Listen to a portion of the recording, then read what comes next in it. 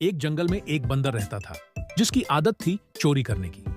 वह अक्सर जंगल के दूसरे जानवरों की चीजें चुपके से उठा लेता और मजे से भाग जाता।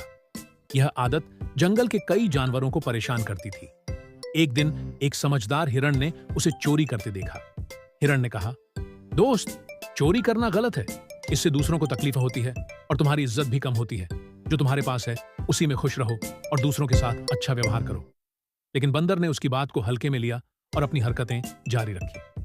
कुछ दिन बाद जब बंदर फिर चोरी करने निकला तो जंगल के रक्षक चौकीदार ने उसे पकड़ लिया। मगर सज्जा देने के बजाय उन्होंने सिर्फ चेतावनी दी और कहा कि अगर उसने अपनी आदत नहीं बदली तो अगली बार उसे जंगल से निकाल दिया जाएगा। यह सुनकर बंदर को अपनी गलती का एहसास हुआ। वह तुरंत हिरण के पास गया और माफी मांगी।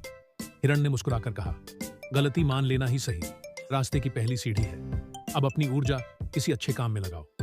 इसके बाद बंदर ने चोरी छोड़ दी और अपनी फुर्ती को अच्छे कामों में इस्तेमाल करने लगा।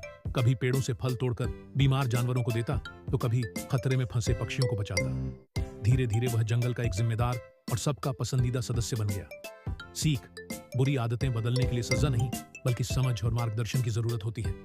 सही सलाह और अपनी गलती स्वीकार करने से कोई भी बदल सकता है।